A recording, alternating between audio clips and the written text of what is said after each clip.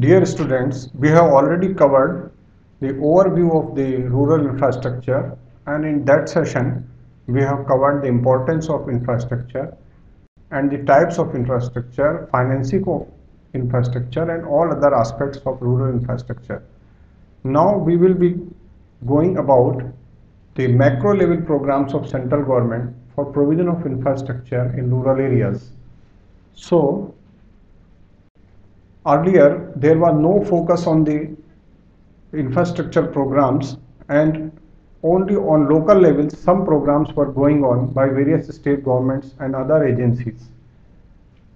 After 1980s, need was felt to provide some of the facilities to rural areas which were very considered very essential, and slowly we picked up towards provision of infrastructure in rural areas, but all these programs were implemented by state government and funded partly by central government.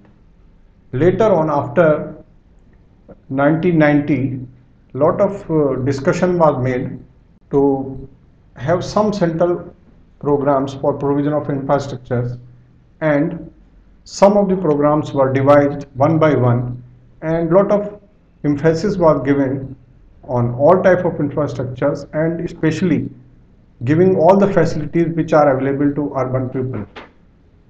The first such program was Rural Infrastructure Development Fund. Another was PMJSY, that is also Pradhan Mantri Gramin Sadak Yojana, and latest is Bharat Nirman. And one of the program was Pura, that is providing urban amenities in rural areas. Now we will go one by one. RIDF was launched in 1995-96. The full form of RIDF is Rural Infrastructure Development Fund. It means this is a program which provides funds for rural development projects. And first such program was announced in 1995-96. This was basically planned at completing the incomplete rural development projects and financing the state governments in the areas where projects are lying incomplete for want of funds. The source of fund was unique. Earlier no such source was identified. It was basically cycling public money for public works, and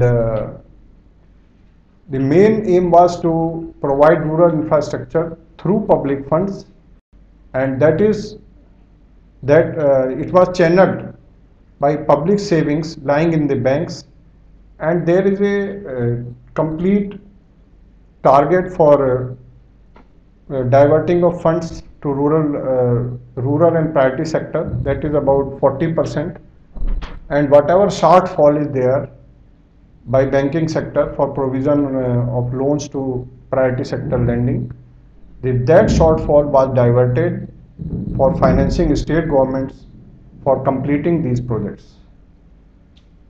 The year-wise allocation you can see on the board. We have indicated it is increasing every year. It started from 2000 crores and now it is increasing day by day. Another thing which was very unique, that funds were provided to state governments as loans. Earlier all funds were provided to state governments were as a grant, and there was no monitoring or project approach and utilization monitoring for in respect of those funds. So first time project approach was implemented, and in this project approach all funds were provided as a loan, and these loans were to be repaid in definite time period. So some of the guidelines were made, and these guidelines one by one I will tell you.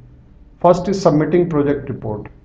If you want to avail loan under RIDF, any state government has to submit a project report and NABARD is the nodal agency for scrutiny of these project reports.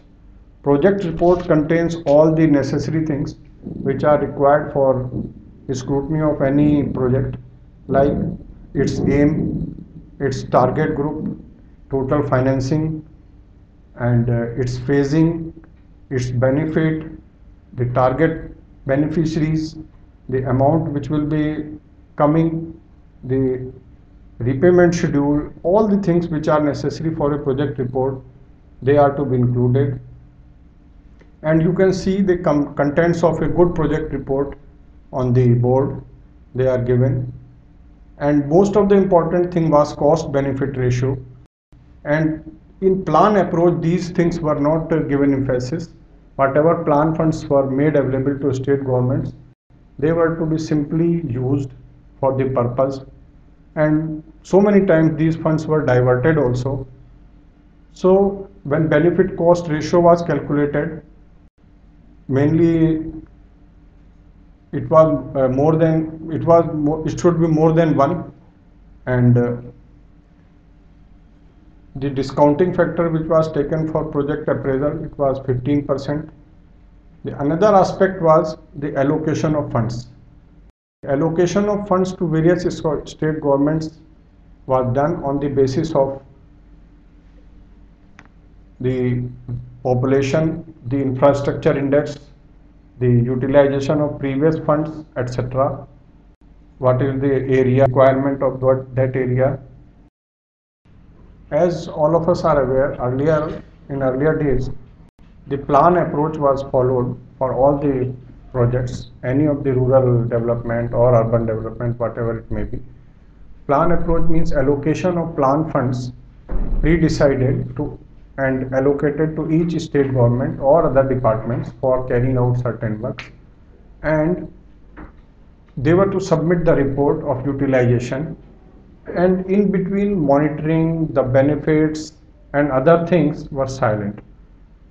And in the project report, project approach, it was more professional, and guidelines were issued to all the state governments to follow project approach for availing RIDF funds. What is the meaning? Means what will change from earlier plan approach and now project approach? It is for the purpose of getting RIDF finance, each state government has to submit a project report, and that project report should contain number one, purpose. For what purpose? Means it may be irrigation, it may be road, it may be any other activity. Then another thing is cost estimate. Cost estimates are very important for any project sanction, and they are generally based on the approved rates of state government for the any work, schedule of rates, and they are prepared very scientifically and in detail. Another thing is implementation mechanism. How the project will be implemented by state government, either through inviting contracts or by direct engagement of labor or any other means. Then monitoring details, how the project is going to be monitored. This is one of the most important aspect of project approach, because earlier monitoring mechanism was not in place and funds utilization were only seen at the end of financial year, that is March. Now a detailed monitoring mechanism has to be in place for every RIDF project. So they have to give at the time of submission of project what will be monitoring mechanism and how monitoring will be done, how reporting will be done. The next thing in a project report will be analysis of benefits. What benefits are going to come from a project? In case of infrastructure project, it may be road project, it may be irrigation project, it may be rural go down project, and other soft components are also there, like education, like health, like IT. So whenever a road project is there, benefits could be saving in diesel, saving in petrol, saving in time, saving in terms of our marketing cost. saving in terms of getting timely inputs. So many type of savings are there for a road project. Similarly, for irrigation projects, if we are able to supply water in time, crop production will be enhanced. That is one of the benefit, and it can be quantified in terms of money. But all the benefits cannot be quantified in terms of money. Like in case of any electricity project, there will be improvement in many areas, like children will be educated, better law and order situation will be there, more working hours will be there will be scope for non-farm activities due to electricity. Means all together life of a village will change, but all these things cannot be told in terms of monetary values. So these social aspects are also indicated in any RIDF project, that what benefits will be there which cannot be changed in monetary terms. Another thing is income generation to pupil. What will be income generation to ultimate beneficiaries? The main beneficiary of the project is state government because they are availing loan. But it is not for state government people. It is ultimately for rural people. And ultimately it is to be repaid from budget sources. So people are the main beneficiaries. So which section of the people will get benefit and what benefit, that will also be incorporated in the project. Then employment generation. How much direct and indirect employment will be generated out of the project, that is also very important. Each project report indicates that what will be the employment generation from this project. Then how much in terms of quantity is going to come, means if it is a road, how much kilometers are going to be added. If it is irrigation water, how much cubic feet of water is going to come, so on. And another important aspect which now has been added is environmental impact. What will be impact? What will be the impact of environmental studies? What will happen to environment due to this implementation of this project? These aspects will be included in the project report. After a project report is received by NABARD, it is NABARD's responsibility to appraise the project in all the terms, whether it is technical, whether it is financial or economical or environmental. Every type of appraisal is to be done by NABARD. And NABARD is the key agency for implementation of RIDF. So they have been entrusted with this task from Government of India. And NABARD has set up a separate department for dealing with RIDF projects. Whenever a proposal is received from state government, it is appraised by NABARD and a committee of officers at high level sanctions these projects. Another thing which is very important is the specific project loan.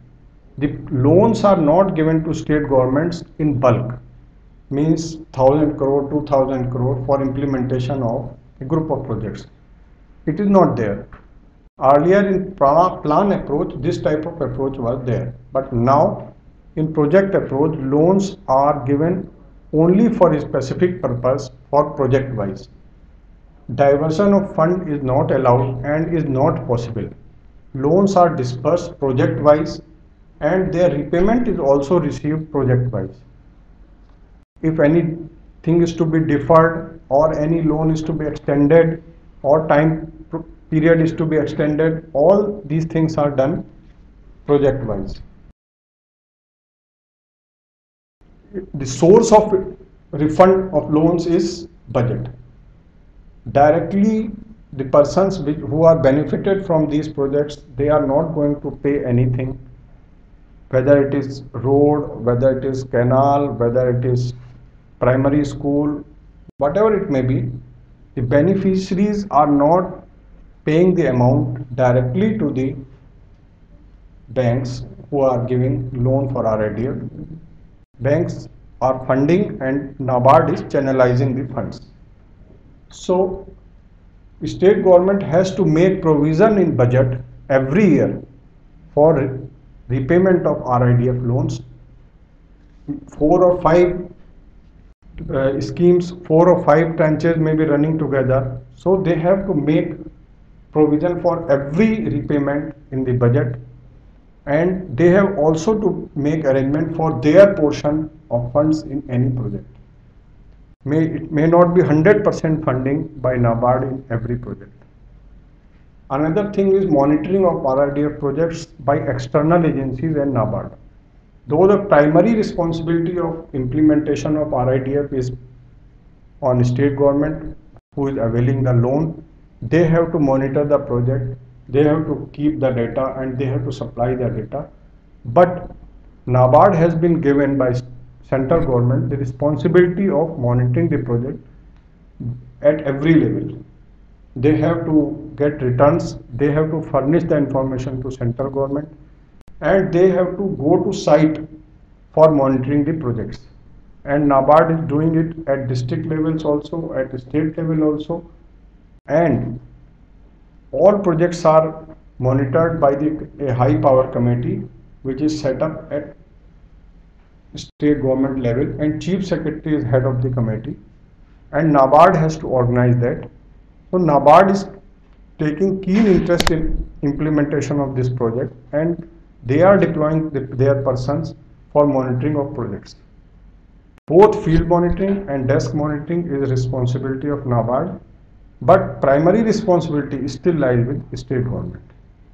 What is the objective?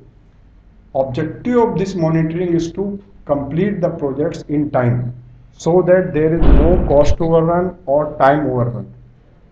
Everybody knows that cost overruns and time overruns are very common in government projects due to various type of problems, bureaucratic approach for implementation, rules and regulation, tenders, contractors. So many types of delays happen, and to avoid these delays, time to time monitoring studies are suggesting the measures, and these measures are being implemented by state governments. Because any increase in time also results in corresponding increase in cost, and cost escalation again means a new loan, a new less benefit from a project, and less IRR. That is why NABARD's emphasis, government's emphasis is to complete every project in time. Another aspect is quality. At the time of implementation, if a project is monitored from point of view of quality also, then we can ensure that end quality of a project will be better and it will live its life. Means if a canal is constructed, there will be no seepage, there will be no tail end problem, water will be distributed to everybody, and proper water will float up to end. So such type of things are necessary for roads, for everything, maybe primary school building. Even there, quality is also important because safety and security of the children who are learning there is very important. Another aspect is identification of opportunities. Whenever a team goes to a RIDF project site, their main aim is to find out new opportunities generated out of a project. New opportunities are always generated whenever a big project is implemented. It may be road project. If a road is constructed in a rural area, the area which is lying on both sides of the road starts developing, business develops, shops are developing, many type of markets, many type of hearts are coming to both sides of the roads. Similarly, the electricity generation, any other thing, whatever may be the rural infrastructure is there, if any project is implemented, you will see that a new opportunity is generated with every project. It may be business opportunity, it may be other opportunity, maybe more schooling, maybe more children going to school. A proper road, a proper electric connection in rural area will result in these things. Good health, people going to hospital in less time, children reaching to school in less time. They are appearing in examination with as per schedule. So every project has benefits which are not identified at the time of formulation, but they happen, and identifying these opportunities is one of the aim of monitoring. Now we will come to another aspect, that is financing. Earlier days, the RRDF projects were financed only to state government, and state government was the only beneficiary of RIDF funds, and they were implementing projects. At the later dates, it was thought that other agencies can also join these, they can also get benefit from these funds, and these agencies are state government corporations, Panchayati Raj institutions, and NGOs. With the certain conditions and guarantees given by state governments, the loans are also extended to these organizations for working under RIDF projects. Now you can see on the screen the list of the projects which are eligible under RIDF. These activities are increasing day by day. These projects started from irrigation earlier days in 1996, 97, 98. Irrigation was given emphasis, and it was the most important activity under RIDF. Later on, roads were added, then buildings were added, bridges were added, and slowly school buildings, panchayat buildings, all type of infrastructure facilities, electrification, etc. also were considered. And at a later date, it was considered that soft components of the infrastructure like education, like health, telecommunication, knowledge centers, they all should be part of RIDF funding. And now the list has more than 32 items, and it is not exhaustive. It can be further added, and it will be added in future also based on the feedback received from monitoring studies and also from the state governments. The social sector projects like education, like health, like knowledge centers, they require two types of infrastructures. One is infrastructure of hard component like buildings. A primary education center will need a good building, but it will require human infrastructure also like good teachers, and a primary health center will require paramedical staff and doctors. So benefit can be reaped only if the concerned state government is able to provide those kinds of services in already provided infrastructure. Another thing is PPP, a new concept which is added to RIDF.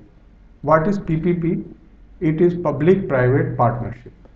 Means now we want that projects are not implemented only by government, but it should be by private and public sector bodies also.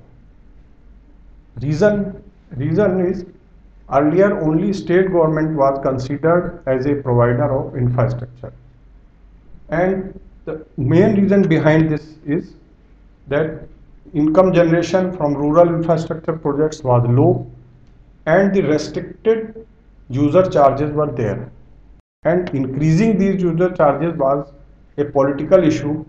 Maybe canal irrigation water, maybe electricity charges or toll charges on road.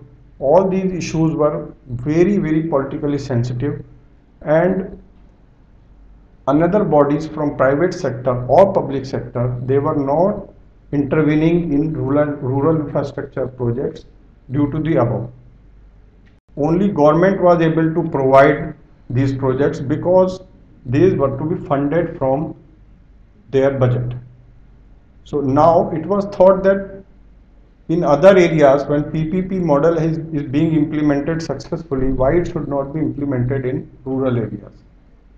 Corporate areas, earlier corporate bodies considered it a high risk zone, and they were not intervening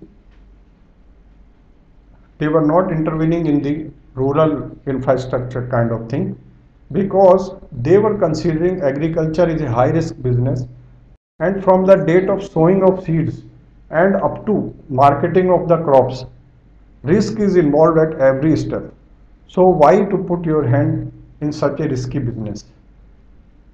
Another thing was issue of subsidy and issue of minimum support prices. So it was not considered as a commercial activity at all. When an activity is not being considered commercial, then the private bodies or public sector bodies will not put their hand into it, because subsidy was involved, because minimum support price was involved, and giving subsidy to these bodies was ruled out directly or indirectly. Various laws are also there related to uses of rural land, distribution of rural land, change of uses of rural land. So this legislative framework also came as a hurdle, and later date it was thought that we should remove these hurdles one by one and bring private and public sector bodies in this gamut of rural development. So legislations were changed and public sector and private bodies were invited to join this rural infrastructure sector and make it more viable, make it more vibrant, and also give the whatever strength they can give. Both government and public sector and private sector, they have their own strengths and weaknesses. Government has strength, it has lot of staff, it has lot of manpower, it has lot of land at its disposal, law and order machinery is at its disposal, and all earlier infrastructure created by government is also at its disposal. And private sector can contribute as an efficient management project manager, and they can implement the projects in much faster rate as compared to government. So they have their own benefits, and government has its own strength. So combining strength of public sector, private sector and government sector is the main aim of PPP. And with that goal, PPP model was introduced in RID. Some beginning has been made, and some projects like village knowledge centers, rural godowns, development of tourist spots, and development of small hydroelectric units have been taken in this model, and you can see on the board the achievements in this area, and we will also see the total achievement by RIDF as a whole since beginning. And what is the way ahead? Way ahead is 1 lakhs of villages. Lakhs of villages are yet to be provided with basic infrastructure facilities. Basic facilities like roads, like health facilities, facilities like education, they all are lacking still in most of the rural areas. And until and unless every area is covered, the RIDF or any other project will not come to an end. So we have all covered RIDF. Now we will go to another major infrastructure project, that is PMGSY. It is Pradhan Mantri Gramin Sadak Yojana. It is a scheme formulated by Government of India exclusively for rural roads. Earlier, many agencies were providing rural roads like PWD, like this PWD or Rural Engineering Department and Panchayati Raj Department. In some places, Cane Department was also providing rural roads. But this infrastructure was not good, and connectivity to all villages was a very rare thing, and only in some of the states we were getting all the rural areas connected to cities or nearby towns. So for developing a road network, Government of India set up a committee that was known as National Rural Road Development Committee, and it was formed in January 2000. This committee worked and it gave its report in December 2000, and based on the report of this committee, the PMGRY launched. PMGRY, it was only for development of rural roads, nothing else. And its implementation was given to Ministry of Rural Development, not to Ministry of Surface Transport, which is responsible for other roads. But in case of rural roads, the entire responsibility was given to Ministry of Rural Development. And this ministry is developing roads through state governments. And this is a 100% centrally sponsored scheme, and central government is financing from its budget to total cost of this scheme. And the main feature is that all the deficiencies of earlier programs, whatever may be the road program implemented by any of the agency, all deficiencies were considered one by one, and the attempt was made to remove all the deficiencies as far as possible. And now most of the targets are being achieved in this PMGSY. The main aim of PMGSY was to connect each and every village to the nearby area, so that whatever problem they have in earlier days, this can be sorted out. And phasing has been done to connect all the roads based on the population of the villages. In hilly areas, the population is 500, and in plain areas, the population has been targeted as 1000 for giving first priority for connection. The concept has been modified. Earlier, there was a pick and choose system for construction of roads, and now they have developed a core network after discussion among authorities at district level. A core network has been developed at each district. Core network means the network which will result in 100% connectivity. So on the basis of the core network, the roads are being constructed. The typical core network you can see on the board. This shows a typical core network, and on the basis of this you can understand that how a core network is finalized for a district. Second thing was quality control. In all types of projects in rural areas, quality control is always considered as a big problem, basically due to vast area and the distances which one has to travel for quality control. So this aspect was considered at the time of conceiving this PMGSY, and three-tier system of quality control was developed. Three-tier system means independently three agencies will be doing quality control. Primary quality control will be done by implementing agency, that will be state government. The secondary quality control will be done by other agencies involved by central government for this purpose.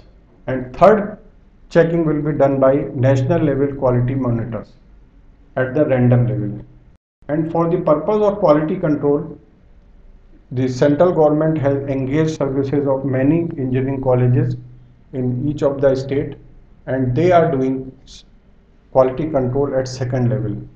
And at third level, the quality control is being done through IITs. They are checking randomly, and they are advising state governments whatever their findings are, and the payment of contractors is done only by only after rectification of any defect which is found. The quality control aspect has been considered, and most of the reports are saying that 90% roads are have been built with good quality. Then the monitoring aspect, like RIDF, lot of emphasis has been given on monitoring, and a web-based management system has been developed by government for monitoring these projects. This system is available on the net, and whatever progress is there, it can be seen on net. All villages covered, including name of villages, where project is going on, what has been the progress, and what is the future program. Every information can be seen on the net, on the website of this especially designed website for PMGSY. Then another aspect was the design of roads. Earlier, a uniform design, uniform type of materials were used for all the projects in different states. Now emphasis was given that each road, each type of project should have unique design based on the material available, based on the requirement of area. Means in Rajasthan only sand may be available, in south red soil may be available, in north good quality stone may be available. So whatever local material is there, it should be used, and based on the local requirements, rainfall, the load coming on the road, these roads are designed, and proper design manual has been developed, and these designs have been prepared by STAs, and STAs are state level technical authorities, and they are engineering colleges at state levels, and STAs are functioning at the states in consultation with the state governments. And identified institutions are giving help to state government for providing not only designs, but they are also providing services for consultancy related to any of the aspect. It may be specification, it may be quality control, it may be implementation, subgrade, whatever slope is required to be maintained. Every type of consultancy these STAs are giving to state government. And in addition to STAs, PTAs have been authorized to supervise the activities of STAs. They are principal technical advisors, and they are supervising the activities of STAs in all of the matters, and they are also doing quality audits of the roads.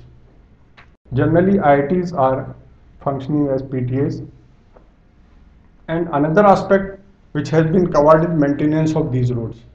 Generally, we see that roads and other infrastructure projects, they are made, lot of capital investment is done on these projects, and afterwards they are maintained very poorly, or funds are not at all available for their maintenance. So first thing was done that first 5-year maintenance will be done by the contractor who has constructed the road, and this clause has been included in the tender, where at the time of floating the tender, and these contractors or agencies, they are maintaining these roads for 5 years, and after 5 years it will be the responsibility of concerned state government to maintain these roads, and they have to provide a proper allocation in their budget for maintenance of these roads.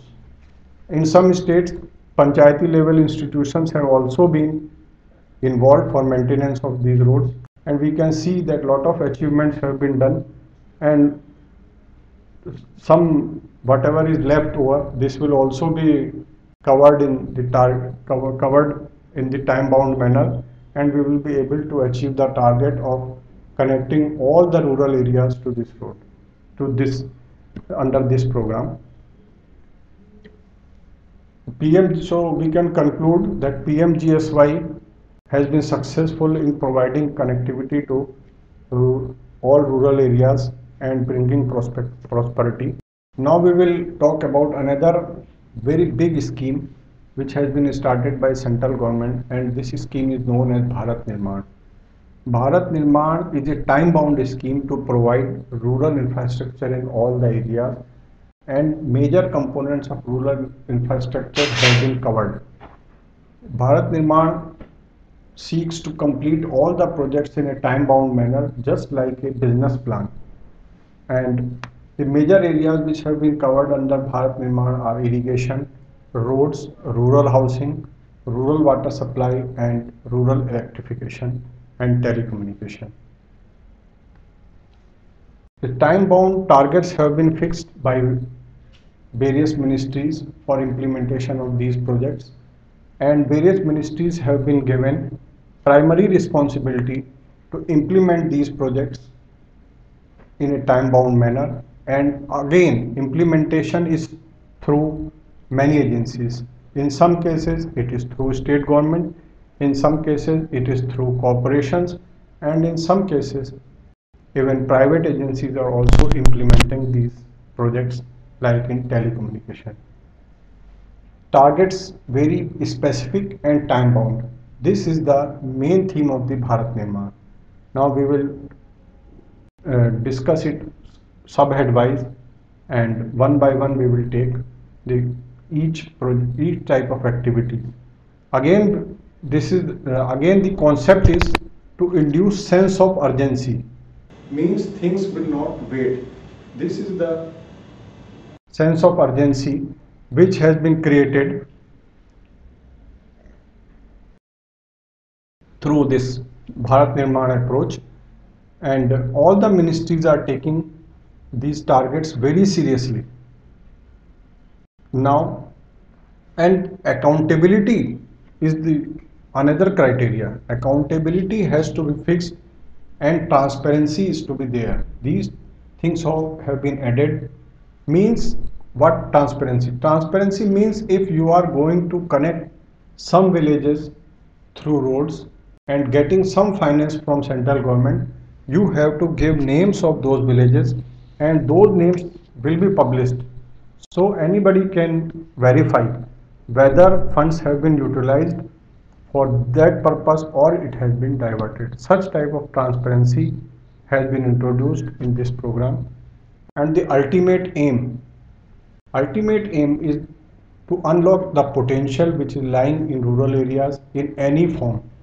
It may be knowledge, it may be transport, it may be harvest, it may be more productivity, any type of potential which can be harvested by providing infrastructure is the only aim, ultimate aim for this scheme. Like if you provide proper electricity to any village, there will be floodgate of opportunities in any area, in agriculture, in non-farm sector, in hospitals, in education, in law and order. Every situation will improve with the provision of electricity, and there is no doubt about it. So one by one we will discuss. First we will discuss about electricity only, and the implementation of electrical programs means provision of electricity in Bharat Nirman is being done through Ministry of Power, and the ultimate implementation is being done by Rural Electrification Corporation. The main time-bound aim is to provide electricity to 1,25,000 villages which have not been covered by any of the scheme of rural electrification. And by what is the meaning of electrification of a village? This concept has been changed. Earlier concept was, if there is a pole in a village and that pole has a electrical connection, that village was considered to be a electrified village. Now that definition has been changed. The components of rural electrification have been changed. Now their concept is that there should be at least one 33 by 11 kV substation in a block.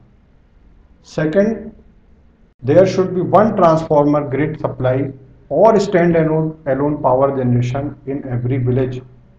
And in case of grid power cannot be made available, the stand-alone generation arrangements are to be made in rural areas, and for this purpose they are also taking help of the Ministry of Non-Conventional Energy, and in some of areas which are non-reachable, or the cost of electricity generation or getting power from the grid is very costly.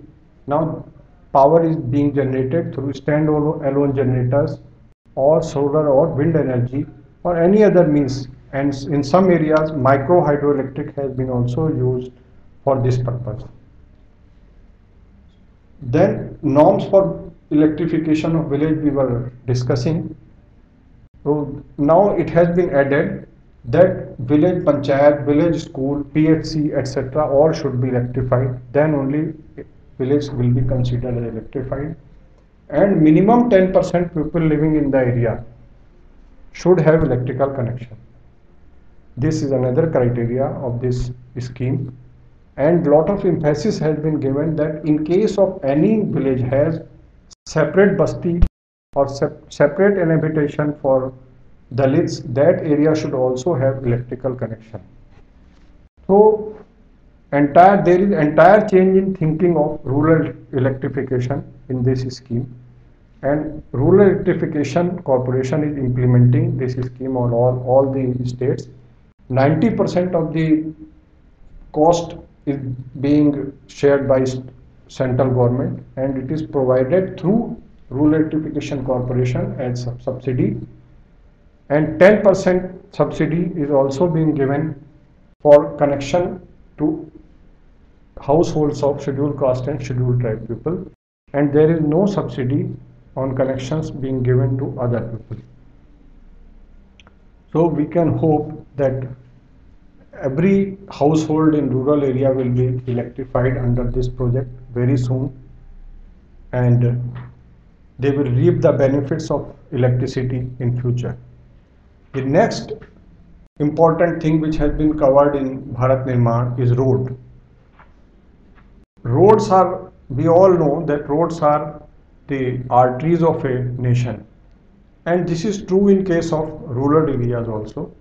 If road connectivity is there, there will be all-round development, and we can see this by visiting any rural area which is connected by road and which is not connected by road. If area is connected by road, lot of activities start developing without any government program or any other initiative. Road itself brings development to area. This theme has been taken, and roads are being developed in all the rural areas. The main agency which is implementing this project is Ministry of Rural Development, and there is a very big target, and that target is that all the villages above 1000 population and all tribal or hilly areas with 500 population will be connected by 2009, and this project will be implementation on the lines of PMGSY. So we need not discuss this again, and entire cost will be shared by Government of India, and complete project implementation under Bharat Nirman will be done on the lines of PMGSY, and the estimated value which has been estimated by experts for providing connectivity to all the people will be around 48,000 crores.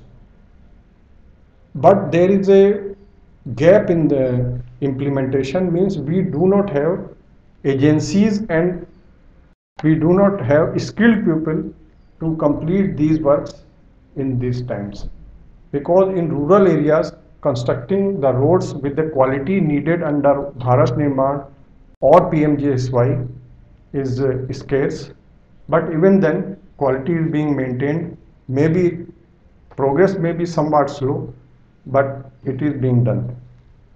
Roughly 77,000 kilometers road has been covered, and other progress up to 2009 and 10. It is expected that entire work will be completed, and finance is also being taken through RIDF. Now you can see on board the targets and achievements under this scheme. The another scheme under this Bharat Nirman is provision of drinking water. Provision of safe drinking water is a very important thing for rural areas, and it is a dream for rural areas everywhere. In some areas of India, the provision of drinking water is still very scarce thing, and people are not getting good quality drinking water. In some areas water is there, but quality of the water is not there. Both the issues are being addressed under Bharat Nirman, and again this project of drinking water is to be implemented by Ministry of Rural Development. Earlier, accelerated rural development, rural water supply program was developed, and that program had covered some of the villages, and all the leftover villages which have not been covered in accelerated rural water supply scheme, they are to be covered in this program. Most of the guidelines and most of the implementation is as per previous program, and the drinking water provision has been made for every 250 persons. Means a hand pump should be there, or in areas where hand pumps are not there, supply is through any other means, a stand post should be there for every 250 persons. And it should be available within 1.6 kilometers in plain areas or within 100-meter elevation in hilly areas. So water quality is important, and water availability is also being taken care, that people should not go long ways and they should not go to very far off stretches for collecting drinking water. Another thing is, it is also giving emphasis on sources where quality has been affected, or the earlier borings have gone dry. So improvement of quality of these sources and also regeneration of sources, reboring of hand pumps, all these areas have been covered. Names of habitats which are to be covered in each scheme, they are to be provided for getting finance. This has been done for the purpose of transparency. 50% funds under this scheme will be provided by Government of India, and 50% funds will be provided by state governments.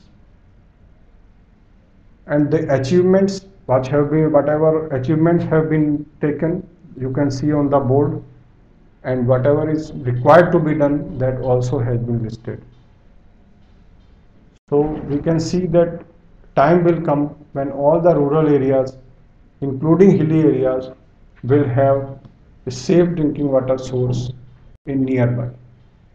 The next important thing which has been included in Bharat Nirman is telephone communication. Telecommunication. Telecommunication importance, we all know, it has already been discussed also, and Department of Telecommunication and Ministry of Communication both have been given responsibility to provide telephone connection to each and every rural habitat. 67,000 villages have been identified which do not have the telecommunication connectivity, and by 2009 these targets are to be achieved.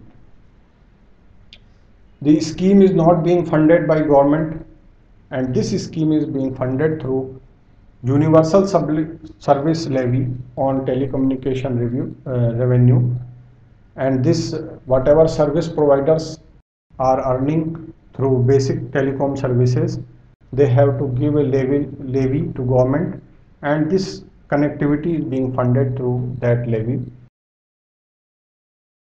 Under this scheme, only connectivity is not being ensured, it is also being ensured that each village has some public telephone connection, so that those who cannot afford a private telephone connection, they can also utilize telecommunication facilities through public telephone. Internet connectivity is also being considered under this scheme, and the problem in internet connectivity is power. Unless and until all villages are covered by electrification, internet connectivity may not be possible. And now we can see the achievements and targets under this scheme.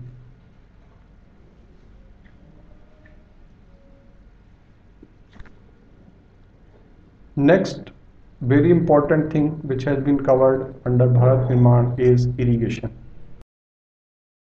We have a separate discussion on irrigation, also a separate module you will be able to see, but we will discuss about irrigation in short. The goal under Bharat Nirman is to provide 10 million hectares of additional irrigation capacity by 2009. 10 million hectares will mean a very big area being covered by irrigation, and it will increase our agriculture productivity to a greater extent, and Ministry of Water Resources will implement this program with under active support of the state governments. We will cover fully in irrigation module, and only the overview of the scheme is given on the board, and you can see what are the targets and what are the achievements in irrigation sector. We have already seen the various targets, various achievements, and the complete picture of Bharat Nirman, and whatever has been provided and whatever will be provided, this also has been indicated.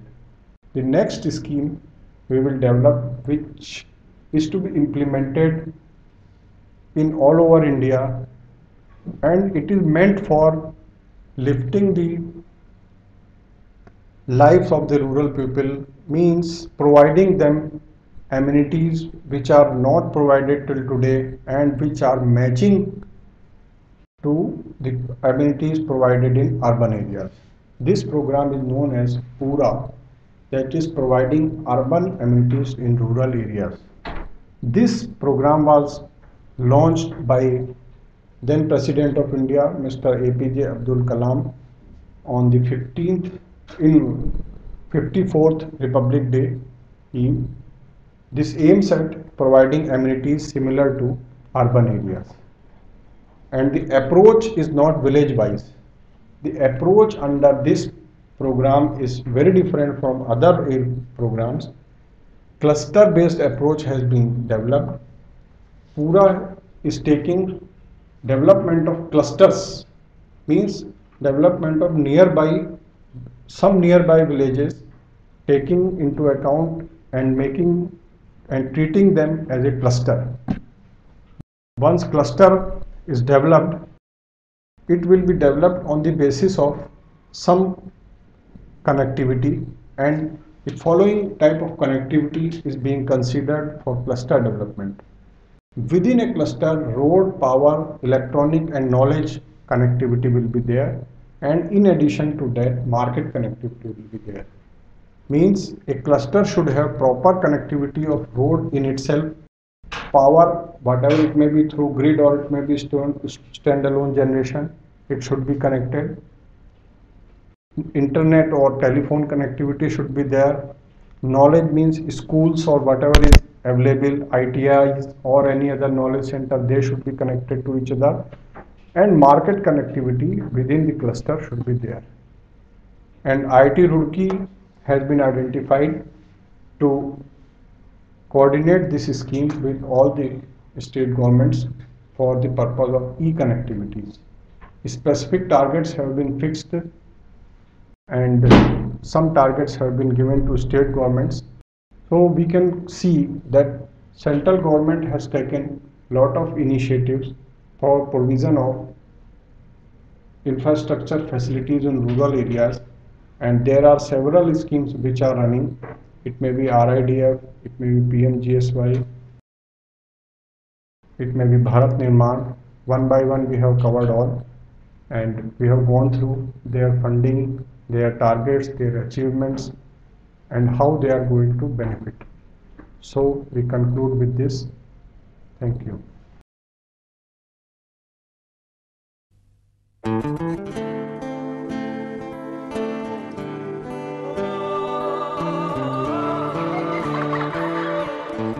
बच्चों, भारत कैसे बनता है? गांव-गांव से। वो कैसे? तो सुनो।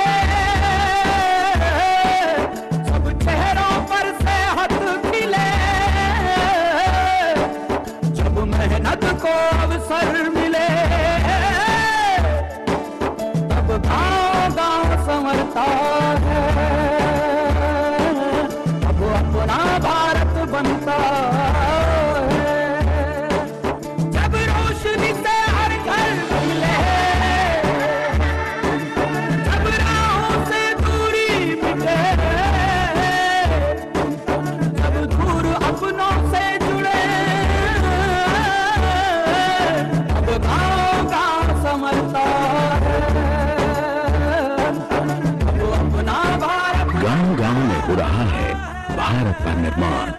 आए इसे सफल बनाएं। भारत निर्माण, चले नई आजादी की ओर।